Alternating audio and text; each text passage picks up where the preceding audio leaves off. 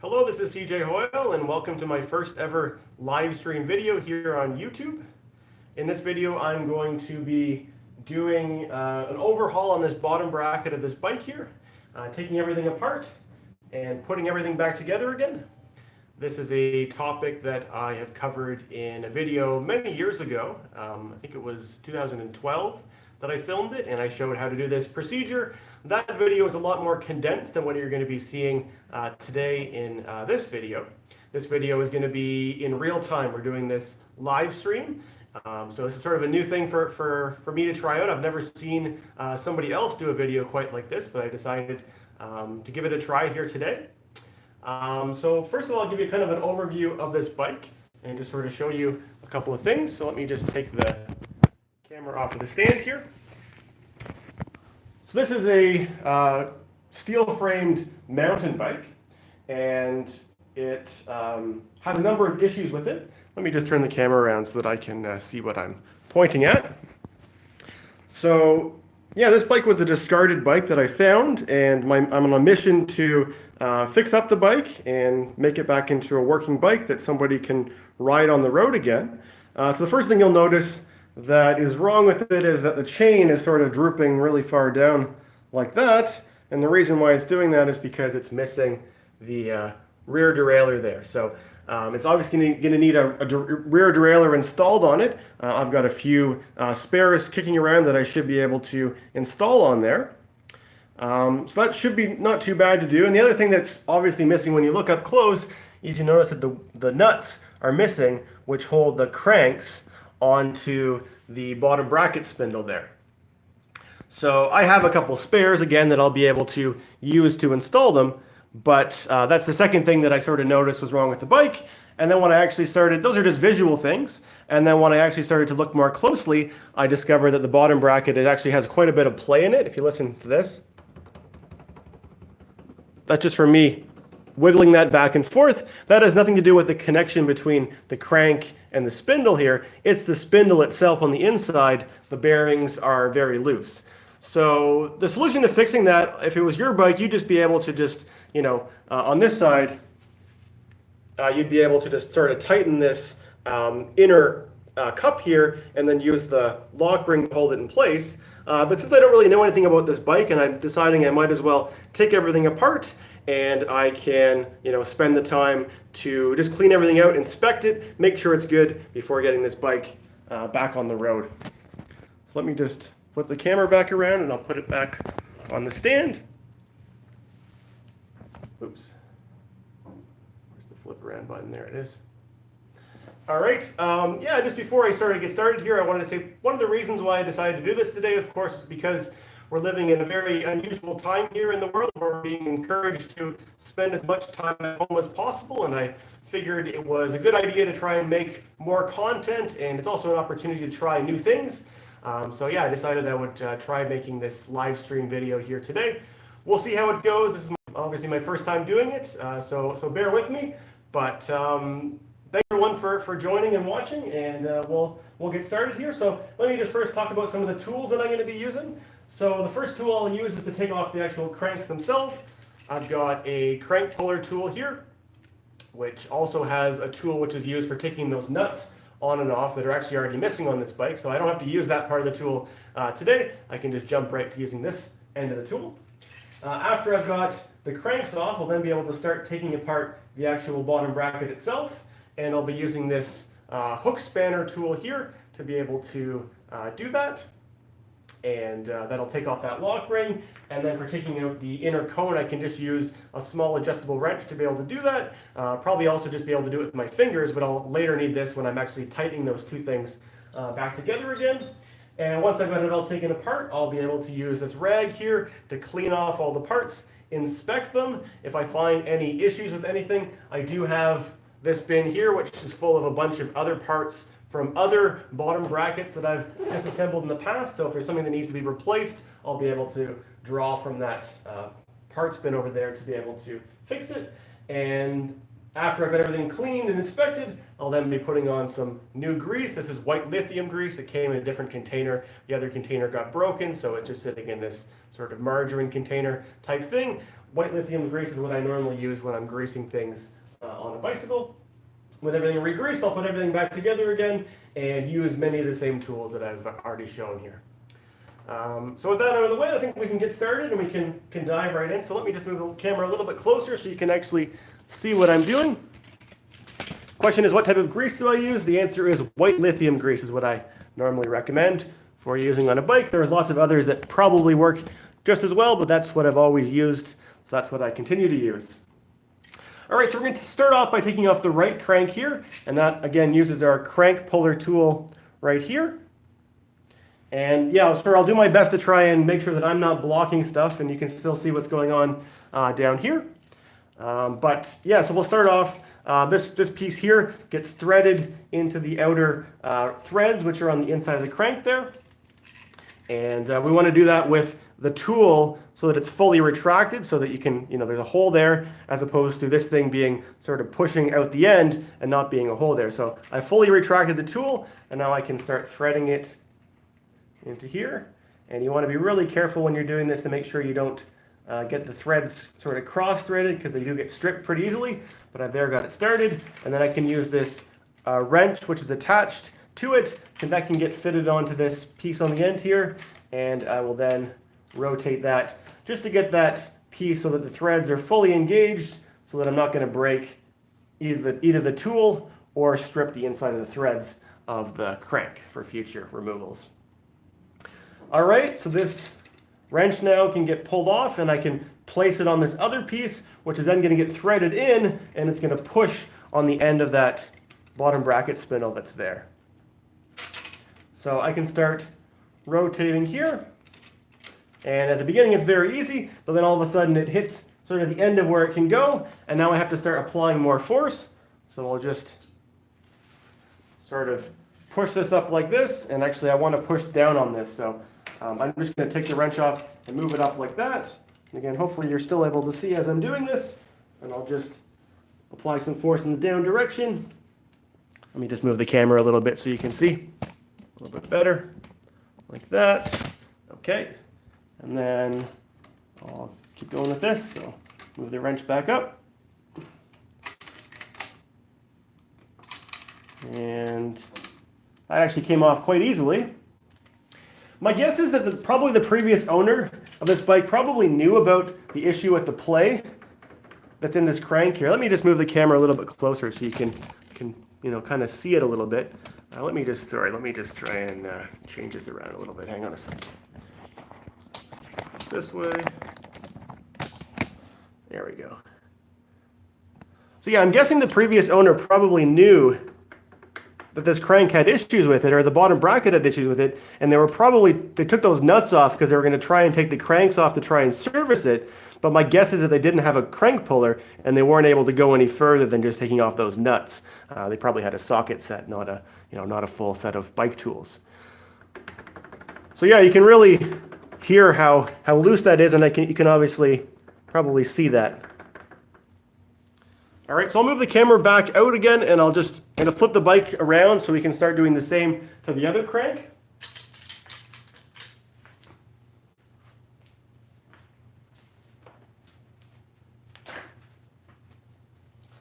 Like so. And before I can put the crank puller onto the other crank, I need to remove the tool here from the right crank that I just removed. So just use my wrench again on here and just start rotating that off, like so. And I can take it off the rest of the way with my fingers. And there we go, that came off. And then we put this back on here. Now, again, remember this bike already had these nuts missing, so I don't have to take those off. But before you ever put a crank puller on here, you want to make sure that you take the nuts or the bolts that are in the end of the spindle off. Because otherwise you're pushing on something that's not going to come off because it's the nuts in the way for it to get off. So it's always something important to remember. So we'll go ahead and I like to just, again, you want to retract this middle part here all the way out so that it's not going to interfere with the end of the spindle when you're installing it on. So it should look like that. And then that gets rotated onto here like so. Oh.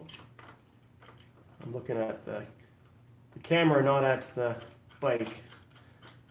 All right, that's going on. Then I can use this wrench to snug it up, like so. And with that, I can then move the wrench over to the other part, the end of the tool, and then that part that I retracted, I'm now going to be pressing that through the middle and pushing up on the end of the spindle. So I'll just start rotating that on.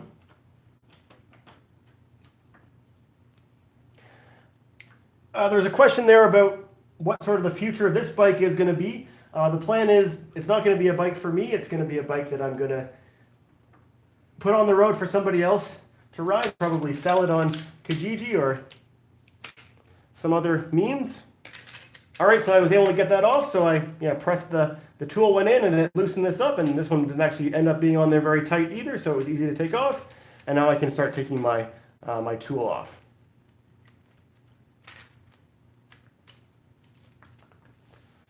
All right, so yeah, now we've got the cranks off. Now we're able to see the bottom bracket.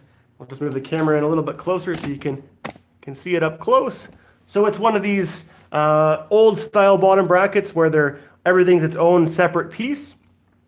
So the spindle is one piece, the cones or the cups and the lock ring, all that stuff is all separate.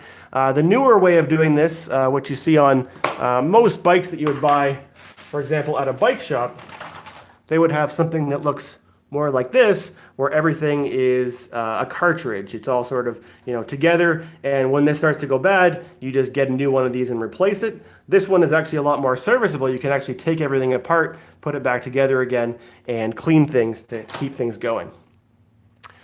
All right, so what we need to do now is we need to take this lock ring off to be able to get to here. The way that this thing works is this thread threads onto the outer threads of the cup here, and it basically locks these threads up against the threads on the inside so that that cone or that cup can't loosen itself over time, because as you're pedaling, of course, the crank is rotating in this direction, and over time it would otherwise start to either tighten or loosen that over time. So all right, so that for this job we can use this hook spanner tool that I showed earlier. This tool has two different ends to it. It has this one here that has this little tooth that can fit into one of these notches on the outside here of that. But it also has this other end that has 3 teeth, and this can engage into these lock rings that have 3 teeth. Now this one actually has 4 teeth. You probably can't really see that from that angle. Let me move this back a little bit. Maybe you can see. And that, not really. Okay, I'll take the camera off the stand and we can look at it more closely. So yeah, there you can see that there are 4 teeth around, or 4 notches in there. So the tool that I have with 3 is not going to work, so I have to use the tool that has just the 1 tooth instead, which works pretty well as well. But it's always nicer to have more teeth engaged for it to be more a little bit more get a better hold on it, less likely that it's going to slip. All right, so I'll put this tool on here like this, and this is a right-handed thread, which means I rotate with the right-handed rule, which is the conventional threads that you're used to. That means if I want to rotate this so that lock ring will come away from the bike in this direction, I point my thumb in the direction that I want it to come, and then my fingers curl in the direction I need to rotate that lock ring. So I'll put that on there like this, and I will then put my weight into it, and I'll push down on this to be able to take that off, and wow, that was not tight on there at all.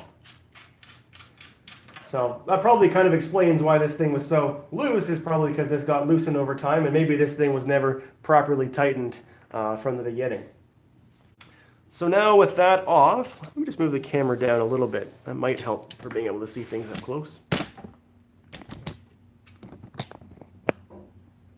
All right.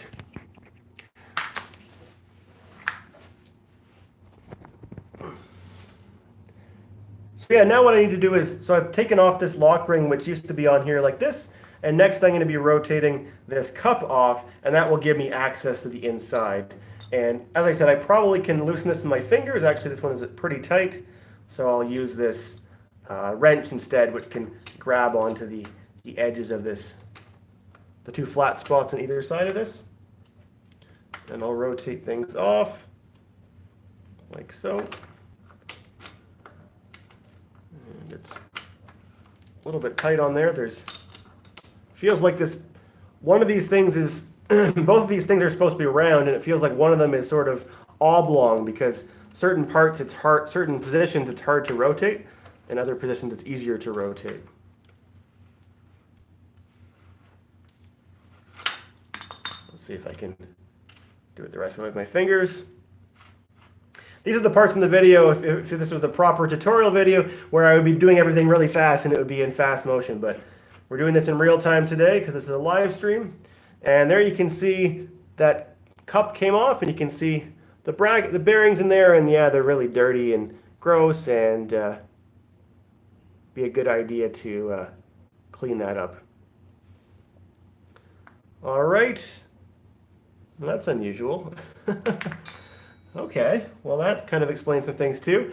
So there is a broken bearing cage in there. So, you know, this is what one's supposed to look like, and this is a broken one, and there's a whole bunch of loose ball bearings that are in there. So obviously I need to draw on my spare parts that I have over there, so I'm able to repair it. Are there some questions there? I see a bunch of things coming up on the screen. Maybe I should pause here for a second and answer some questions.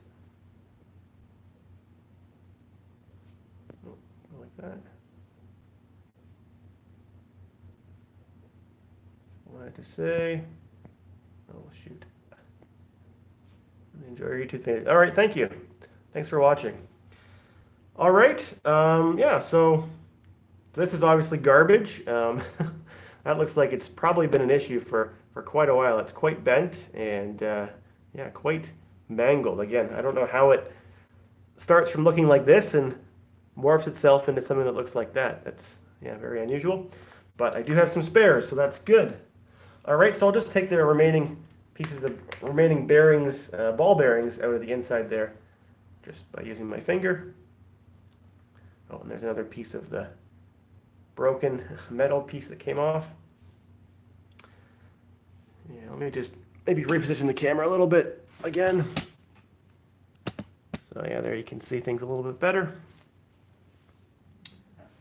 Okay. All right, so yeah, let's start by, again, make sure I got everything out of there, and I can use a rag and just kind of want to use this is a cleaner rag than I want because it's quite dirty right now. I'll use that rag a little bit later. I'm just going to grab a dirtier rag here.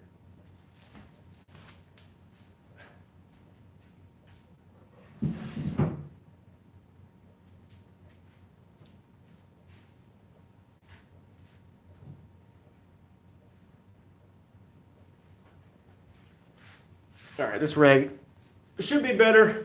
I just always feel like if I have a brand new clean rag like this, or I don't like to, you know, get it all contaminated right at the very beginning of the project because I'm going to want to use it later on when I'm cleaning up the finer details. All right. Yeah, that's quite rusty in there. I've always felt that bike maintenance, a lot of it comes down to cleaning things. You're always taking things apart and cleaning them really good and then putting new grease on and putting them all back together. It's a lot about cleaning things. All right, I have some degreaser that I'm going to try and use for this, which will help me. This is a product that I bought from Mountain Equipment Co-op a while ago. I use it every now and again. All right, I'll squirt that in there. That should help to break down some of that grease and make it easier, sort of water it down a little bit because it's kind of hardened on there, and that's definitely makes it come off a lot better than that.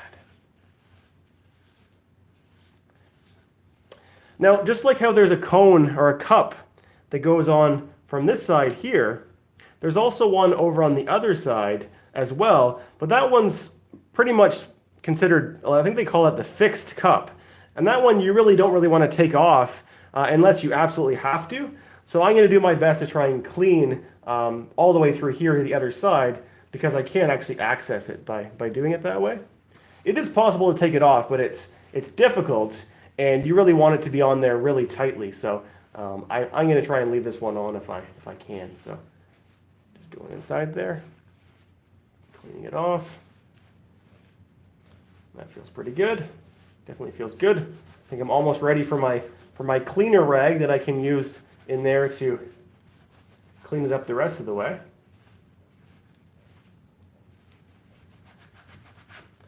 All right, I'll just put a little bit more degreaser in there, and then I'll use my clean rag to continue cleaning the inside of the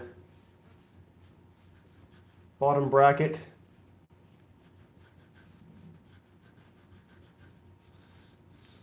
All right, that feels really clean. I'll just give you guys a quick shot inside there. Oops. Okay, switching this around. All right.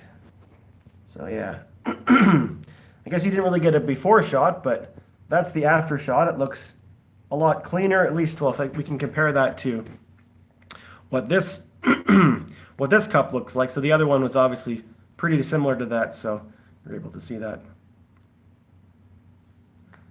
Okay, there's a question there, with everything going on, are you still able to bike a lot? Well, the instruction they've given us is to stay home as much as possible. And I do feel that riding a bike is something that's pretty safe to do, because you're not really coming in contact with people. When you get on your bike, and usually, people, pedestrians, cars, everything's usually, about 6 feet away from you at all times. So it's pretty safe. One of the things, though, is for me to go outside, because I live in an apartment building that's shared with other people, for me to be able to get from where I am right now to down on the street with my bike means I have to go through my hallway, then I have to go, shared hallway, then into an elevator or a stairwell if I decided I would walk all the way down the stairs, or, and then I have to go, out through the lobby, and there's a whole bunch of doors I have to go through. So I am coming in contact with other people. So really, the bike ride itself is fine, but again, if you're trying to come in contact with as few people as possible at all times, it's kind of hard to leave. So I try to not get out. If I have to go run an errand, then I'll go and ride my bike while I'm running that errand. Obviously an urgent sort of an errand, not just a for fun sort of an errand. Anyways, so now we've got that cleaned out, we can start cleaning up these parts here as well. So I'll clean up the bottom bracket spindle. So again, I'll use the degreaser. That worked really well at sort of getting this old grease that's really hardened on there pretty well. I'll use my dirty rag first to start with.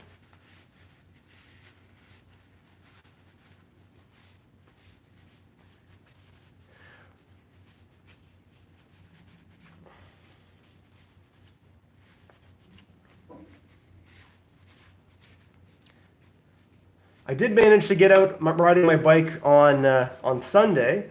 I did film a video on Sunday. That video will be posted tomorrow. Still got a few things to do to it before I'll be ready for me to have it published for the general public to see.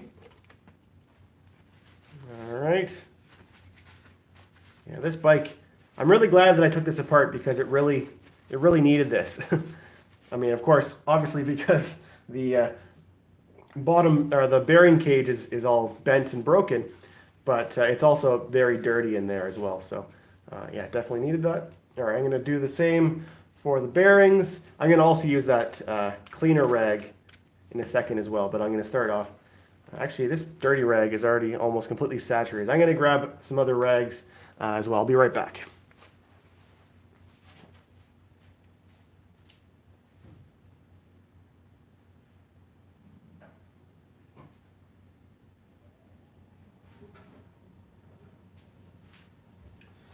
All right, that should be enough rags. So yeah, that spindle's good. Now I can do the bearing cage. So yeah, I'm just squirted it with the degreaser and wiping it off with the rag, which in this case is an old sock, which is a pretty useful type of a rag. I use them a lot. When a sock gets a hole in it or the elastic wears out, don't throw it out, save it, and you can use it for tasks such as this. All right, that's looking pretty good. A lot better than it did a moment ago. So I'll put that aside, and we'll do the inside of this cup here. So again, degreaser.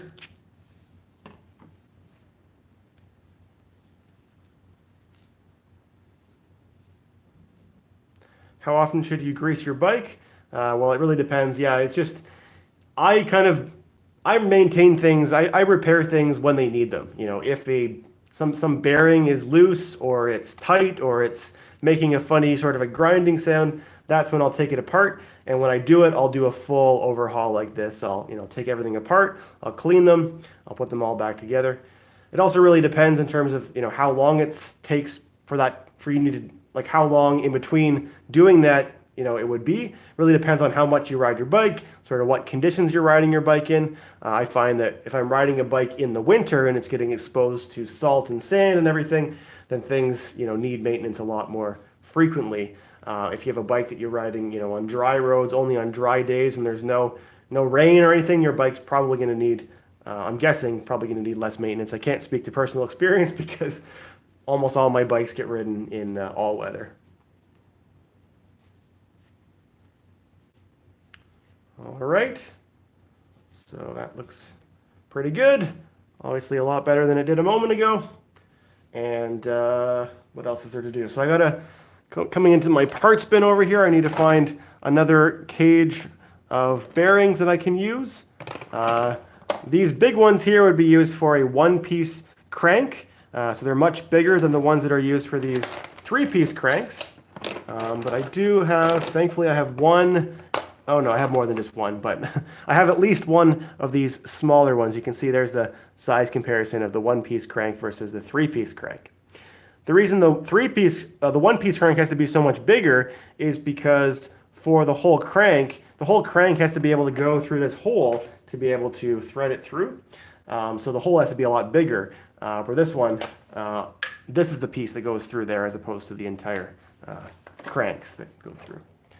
So yeah, so this one, yeah, it's come off another bike. It's a bit greasy. It looks like it's fine though. It's not bent or anything, and everything, well, I can't really see for sure, but it looks like it's going to work okay. So I just got to clean it up the same as the others. So I'll just start by rubbing it with this first rag here. And get that clean.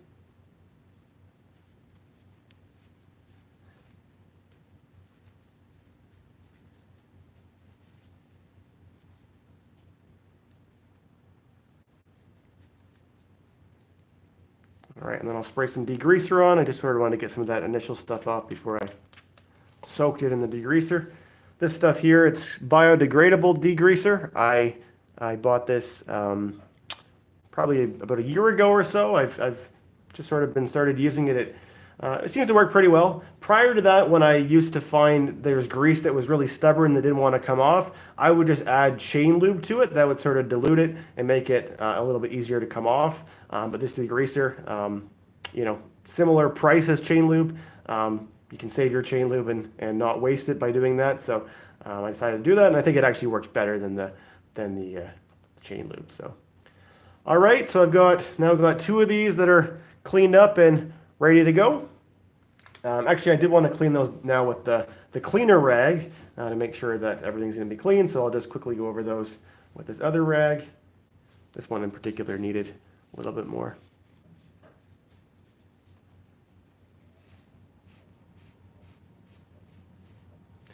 I'm sorry I'm not able to read all of your comments right now. I would like to, but I fear that if I did this job, which would normally take me about half an hour, would probably end up taking me a lot longer. So I'm trying to read a couple of the comments, and I'll certainly go through and read them all afterwards.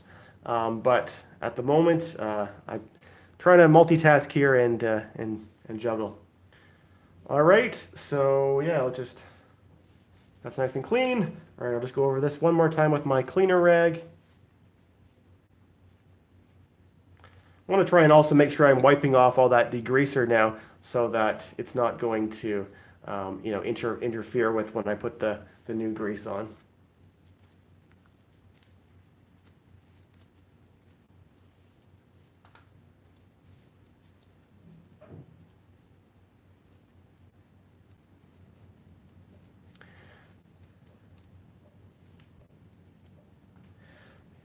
Yeah, I saw a comment there saying that they want to rewatch this live stream to figure out how to do this. You certainly can do that. It will be available after this is finished. I'll leave it online for people to watch who missed it.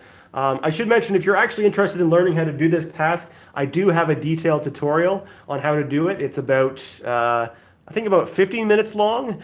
So if you want to just sort of get things and be able to watch it and pause it and do each thing, that's probably the best way to go, because this one is in real time, so it's a lot slower. And of course, I'm dealing with filming things on a camera, or on my phone actually, so I can't really get in as closely and show things. Yeah. So yeah, that video is available to you. I will put a link to that in the description if you want to watch the actual tutorial video that I have on this topic. All right, so I think I've got everything cleaned up now. I'm just going to wash my hands because I can feel a little bit of grit on there, and I don't want any of that to get into my grease. So I'll be right back.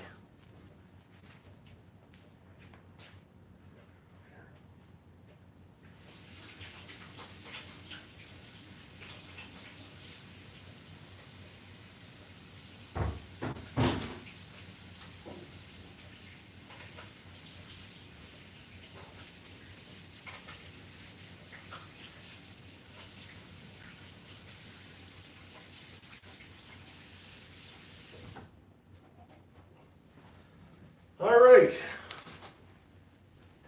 so we're nice and clean again. And so the first place I'm going to put some grease is on the inside cup that's over on the other side, the one that's the fixed cup. So I'm going to use my white lithium grease. I saw someone asking about the brand. It's not a brand, it's just a type of grease. They're just a generic thing that you can buy. So I'll take this off, the lid off, and I'll put my finger in here. I'm just going to use my finger as my grease applicator. I got on the end of my finger, and I'm going to put my finger through here, trying not to touch the sides, and I'm just sort of putting that all over on the other far side. So if you imagine this was over here, there's another one over on the other side. So I'm reaching through the hole, and I'm putting my finger on there, and I'm just getting it nice and greased up. And try not to get any grease on the inside of the hole, or any of the grit that's on the inside of the hole into that grease. Then I'll do the same with this cup. So I'll take some more grease from my grease container and apply it to the outside. After I've got some on here, I'll sort of show you the amount of grease that you want to have in there. You really can't put too much on. I mean, you want to make sure you have lots on there. If you put too much on, it'll just probably kind of come out at the end and you can wipe it off, but you want to just make sure, you've got lots in there so that things are going to be moving nice and smoothly. So there you can see the cup that's sort of filled up with grease. And you also want to make sure that you get your actual bearing rings so that they're full of grease as well. So I'm going to do that by taking some grease out of here, and I'll just use my finger to sort of work it in and get that nice and greased up. Basically, inside the cage, there's little gaps between the balls and the actual cage, so you want to get that filled up with grease as well, so that once the ball starts moving, that it's not going to starve the bearing from the grease that's in there. All right, so there's that. So I'm going to put that bearing in all the way to the other side. So just sort of putting my finger on the end and sticking my finger through there like that. All right, so that's also just having all that grease on there also sort of helps it to keep there in place, so it's not going to sort of fall its way back into the hole. It's actually sort of sticking inside this hole here. So let me just sorry, just saw that there was a hair inside there, but yeah, that's what that looks like. So I'll do the same with the other cage of bearings here, and sorry, I'll put this back down on the ground, and then I'll do that with my finger. Get this all greased up. Just working the grease into all the crevices that are in there.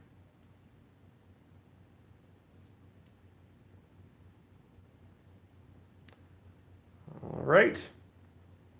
So there we go. And yeah, just to sort of show what I've done on the other side. So this is the cup and the ball bearing. Oh, I should mention as well that these ball bearings, you can see this side here, you can see that there are sort of the balls are mostly exposed, where on the other side, the balls are less exposed. The side where the balls are sticking out, where they're more exposed, you want to put those so that they go, you want to put the exposed side so that it goes into the cup first. So that'll go into there like that. And that'll just sort of stick together. And like I said before, the grease in there, that's going to keep this from falling out, at least during the process where you're assembling it. When I disassembled this one, you saw that everything just sort of fell out on the floor. That's because the grease was old and dried up and probably contaminated. But when it's new, it works nicely like this. All right, there's a comment there about gloves. I do wear them sometimes. It depends on what I'm doing. It's, you know, you get better I find that I get better dexterity with fingers that don't have gloves on them, so I'm used to doing it without gloves. But if there's something that I'm going to tomorrow, for example, where I didn't want my hands to be all kind of greasy, because it does take some time for grease to sort of get thoroughly washed off, I might wear gloves in that sort of situation. All right, so now we can take our bottom bracket spindle, and I can put that back in there. I see there's another question about grease. This is white lithium grease that I normally use for bikes. There are other types of grease that you can also use, but that's the kind that I normally use. Now you'll notice that this bottom bracket spindle, these are a little bit different. One side is bigger than the other, and the way that you usually would tell which side goes, whether it goes this way or this way, is this little ring that you see here. I believe that ring, where you can kind of see here that it sort of sticks out a little bit, where it doesn't have that ring on the other side, right there. That side goes on the side of the bike that has the drivetrain on it. I believe that's the standard convention. Someone can correct me if I'm wrong, but that's generally how it usually works, and I think that's the case in here. I didn't actually check when I was taking it out, but we're going to try that. If it doesn't work, then I'll have to take this all back apart again and do it a different way. All right, so this goes in here like that. So I thread this, or stick this inside through there, and that is now sort of basically, let me take it back out again. So basically, this spindle has these little things here, which are called cups usually, or sorry, called cones usually, and they're where the ball bearings roll up against. So when I stick this inside, it's engaging with the ball bearings that I put in there before, and that's what allows it to be able to easily rotate. So you can feel it's rolling nicely inside there. I'll then take my other cup, and I can start threading that in, like so. I feel there's a little bit of grit in there still. Did my best to clean it out, but I didn't get it all, obviously. It seems to be getting stuck there. I wonder if that has to do with the non-roundness of this hole here. I'm gonna try a wrench, and I'm not gonna force it too much, but I'll just see if it'll go any further. Yeah, that's all it is. It's just that probably the hole that's not perfectly round, so it doesn't rotate all that easily. So yeah, as I start to rotate this in, you can see that the bottom bracket spindle is still able to move around a lot inside in there. So I want to keep rotating this until that play is gone. And then once it's gone, you want to lock that in place using this lock ring that we'll show in a moment. All right, so yeah, a little bit, still more play to go, so we'll keep rotating.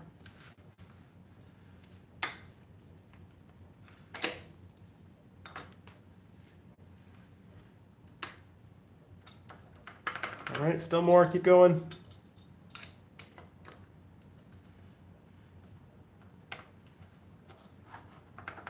Okay, a little bit less now, but still more turning to do. Usually this is not tight like this. Usually you should normally be able to just do this with your fingers. You don't even need a wrench to be able to do it, but as I said, I think this hole is not perfectly round, so that's probably the issue. I don't think that will cause any other issues. Once we have it in here, the bike should work fine. It just means it's a little bit harder to work on. All right, now I've got that pretty tight on there, and you can see if I try and rotate this, it doesn't really want to move, and that's because I've compress those bearings too tightly so that they're not able to move. So what I want to do is I want to loosen it so that there's basically, I want to loosen it so that it's able to move again. So I went a little bit too far essentially. But if I loosen it too far, then we've got play in there again.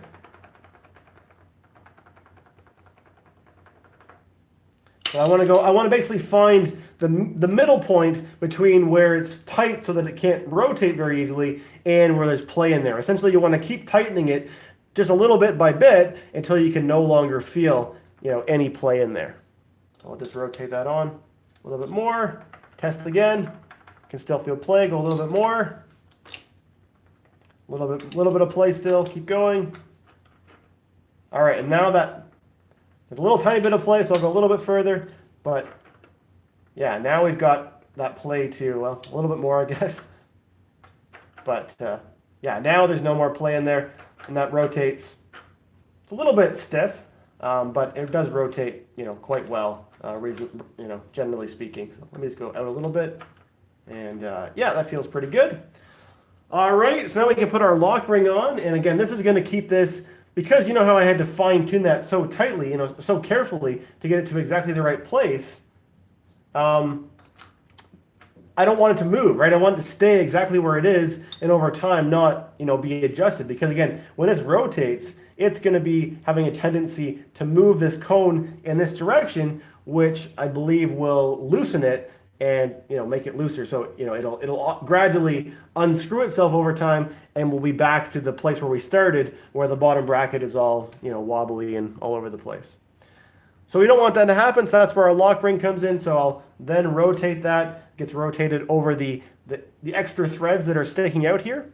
Maybe I'll just move the camera in a little bit so you can see a little bit better. Yeah, there you can see there's some threads from the cup that are still sticking out, and this lock ring gets threaded on over top of it. Oops. Just want to make sure I have this in the right way.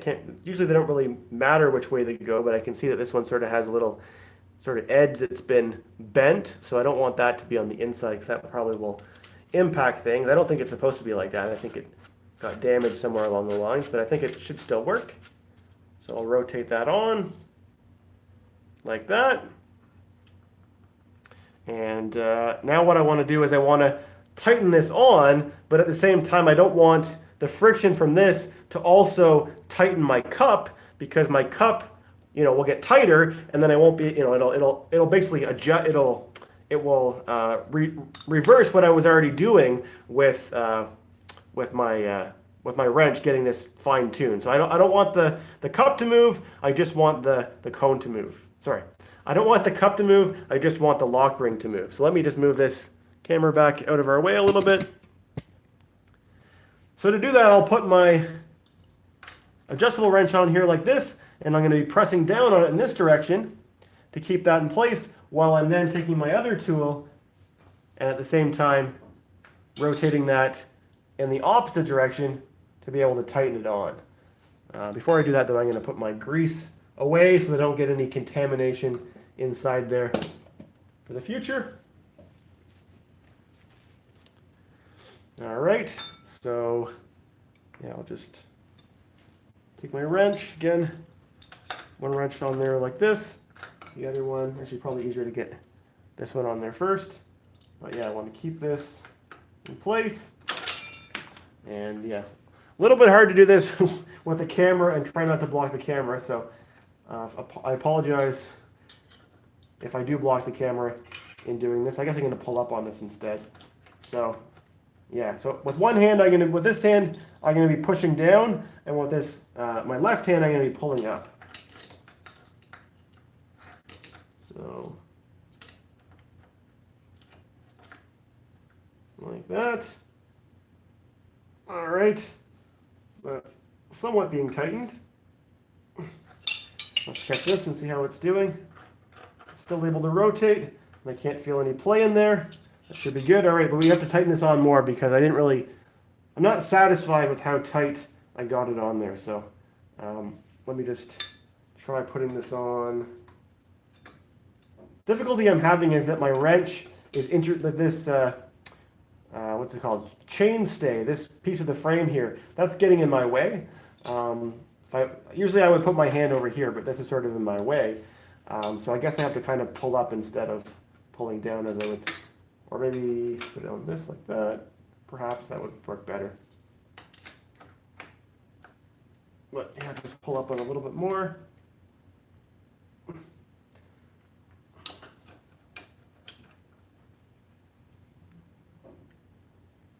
There we go. All right. Let's check that. That's actually turning really well now. There's a little bit of play, but not very much.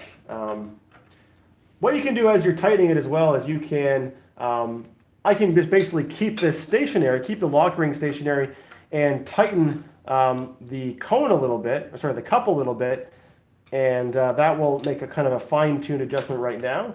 But to make larger adjustments than that, you would have to sort of take the lock ring back off, reposition the cup again, and then try again. But I'll just try cheating a little bit by doing it that way. So I'll just put this, I want to tighten this up a little bit, which means I want to keep the lock ring in place and pull up. Oh, sorry, it didn't work. If you were watching this video as an edited video, these things would all be edited out, but because we're doing this in real time, you get to see all of my failures. All right, let's go a little bit tighter with this, so pulling up. All right, that moved a little bit. All right, so now I'll just continue to tighten this inner cup. Put this back on here like that. And I will, sorry, I want to keep this like that. I'll keep pulling up. All right. All right, that's on there really tight. I'm satisfied with that. And it turns nicely, and I can't feel any play in there. You can't hear any play in there, right? No, no play in there. All right, so that is done. We're happy with that. I'll just take my rag, wipe off a little bit of the excess grease from either side. I'll just take the camera off the stand and just give you a quick close-up so you can see. So there we go, you can see up close. Again, you couldn't really see it while I was doing it, but essentially this is the lock ring, and then that's the cup that goes on the inside. And I got this so that it was this part here so that it was in the right position, and then I use my wrench to keep it in place. Then I use my other wrench to be able to tighten up this outer lock ring here. All right, so, and then on the other side, of course, there's just a fixed cup that you don't have to adjust. So that one's already locked there in place. All right, let me just flip this around again. And so now we're ready to put our cranks back on. So because we're on the right side of the bike, on the left side of the bike, we're going to use this crank here, the one that doesn't have the chain on it. And that just goes simply on here like this. And I'm going to use one of these nuts here. And I'm going to put that on there like that. And then you just use a socket to attach that nut. This one is a 14 millimeter socket, I believe. Sorry, I'm just going to try and get that nut started with my fingers before we get the actual socket out.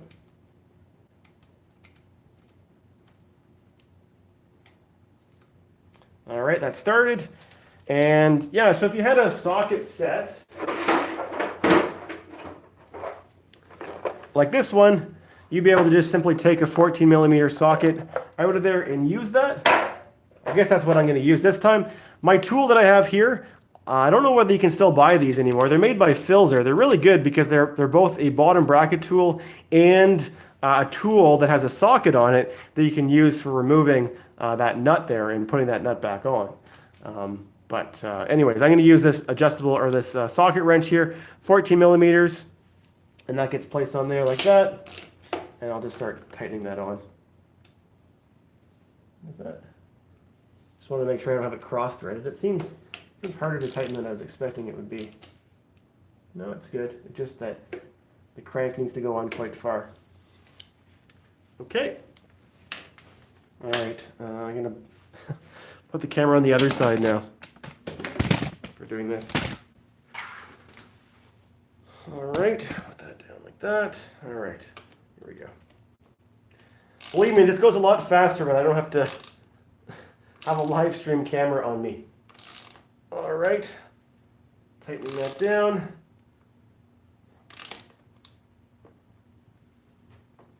And what you're doing basically as you're tightening this is that this inner square part, which is tapered, is getting pressed onto the end of the spindle, which is that it's also tapered. So the two tapers sort of push up against each other, and that's what gives it such a tight fit, is that this nut is pressing it on in place. And that's why this bike, even when the nuts were taken off at the beginning, the crank was not falling off on its own. It's because it's very tightly pressed there in place, and you need, one of these crank puller tools to actually be able to take it off. So just putting that on a little bit tighter. All right, I'm happy with that. I'll flip the bike around and we'll do the same on the other side.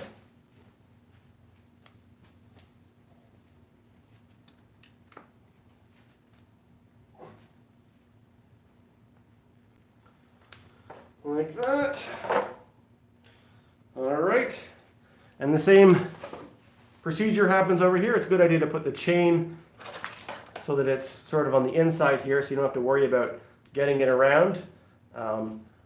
Under normal circumstances, if I wasn't trying to do this in a hurry, I would probably take this opportunity to clean the inside of this crank here, or basically clean the chain rings, because you never get a better opportunity to do that than right now.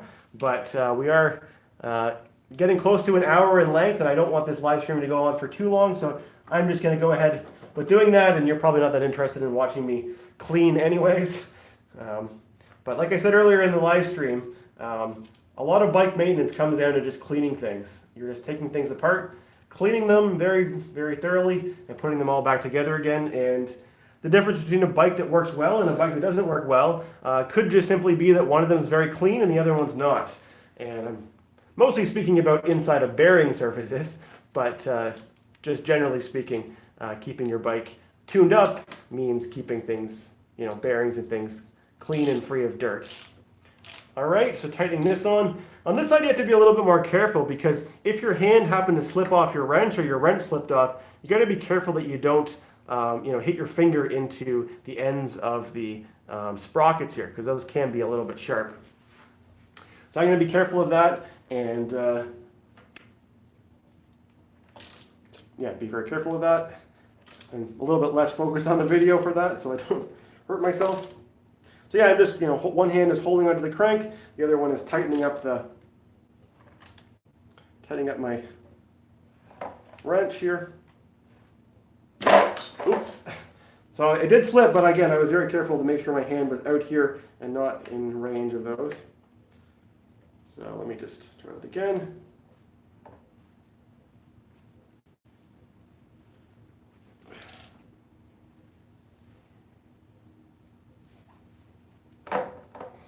Oh, shoot. Do you see what I did wrong?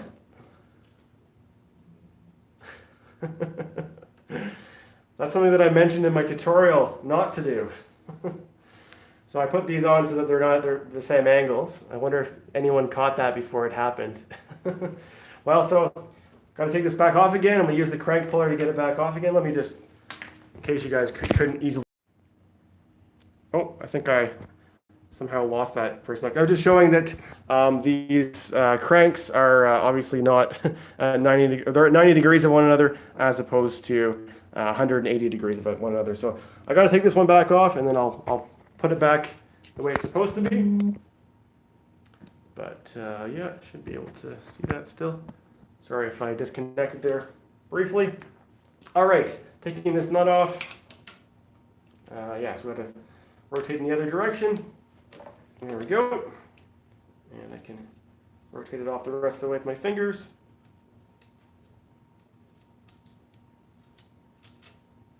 Okay, and then the crank puller goes on. I'm going to do this really quickly and not explain it, because I've already shown this once, or actually twice, in fact, how to take off a crank. And be careful not to cross thread things here. Oh, it's not going in. I'm rushing it too much. All right.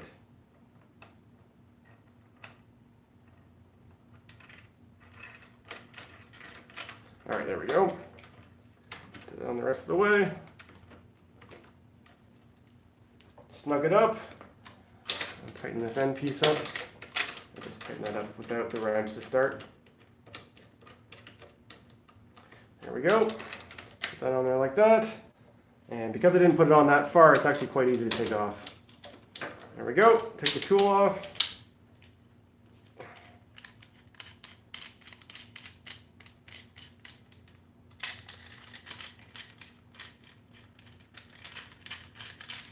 There we go. And this time I'm going to put it on properly so that one crank is down here and the other one is here. And it will make the bike a lot easier to ride. So put the nut on like so. And try tightening this on. Again, being careful that I'm not going to stab myself with one of the teeth of the chain rings.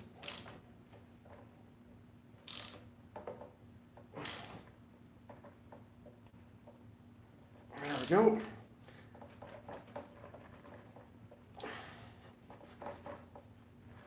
All right.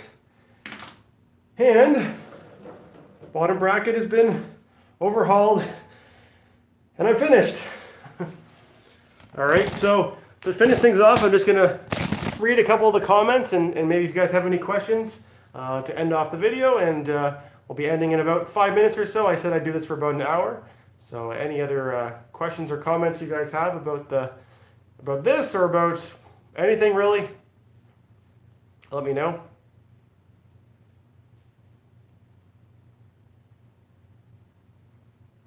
As I mentioned, I do have another video that will be coming up later in the week. Okay, there's a question. I found your channel. Thanks for your replace. How do I make the comments stay on? Sorry, I'm quite a noob here. Live comments. All comments are visible. Okay, here we go. Can you shout out to Eris, 5-year-old, who likes your channel? Oh, all right. Well, yeah. Thanks for watching, 5-year-old Eris. You can, is the bike only made in Canada? Nice job. I'm not sure about this brand of bike. It's called the Triumph Laser. It's a 15 speed.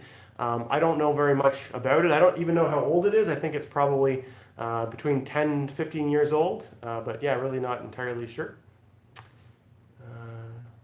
Fixing a bike seems much simpler than fixing a car. Yeah, I mean, there's a lot less parts on a bike that need, kind of go wrong, and bikes haven't really evolved that much. I mean, there's, obviously every year there's new technologies and new things that come out, but, one bike to another, they've really standardized things really well. Is the Ride for Heart happening this year? I have no idea. I'm not sure about that. Wouldn't be surprised if it's canceled because almost everything else is. Are you planning to do riding videos in Pickering? Probably. I saw the comment earlier that I haven't really made any videos in Pickering. That's not entirely true. I did show the Pickering Waterfront Trail a few years ago, but I do. I'm sure I'll get back to Pickering. I do have family that lives in Durham region, so I'm going out that way quite a bit and passing through Pickering, quite regularly. All right. Am I still going to work? Well, I'm working from home. Here in my apartment is my home. I have a computer. I work from home, and actually, that's what I was already doing before the outbreak started. I always work from home almost all the time for the last a little more than 2 years. So for me, it's not an adjustment in terms of my work whatsoever. So this is, it's quite normal for me. But anyways, I'd just like to say, everyone, thanks for joining, and thanks everyone for what they're doing to help stop this outbreak. There's the frontline workers, obviously the health staff, the people working in the essential services like grocery stores and delivery people and all that stuff. Got to keep those things going, and thanks everyone that's doing that, but also thanks to those of you who are not on the front lines that are respecting what we've been asked to do, which is to stay home as much as possible. That's I'm one of those people, and every little bit that we can do to help, that's our responsibility now. So thanks again to everybody for watching. This is my very first live stream. But anyways, if you watched all the way to the end of the video, please leave a comment below, and what do I always say there? I hope you enjoyed joining me on this tutorial. If you have any questions, please let me know in the comment section below, and thanks for watching.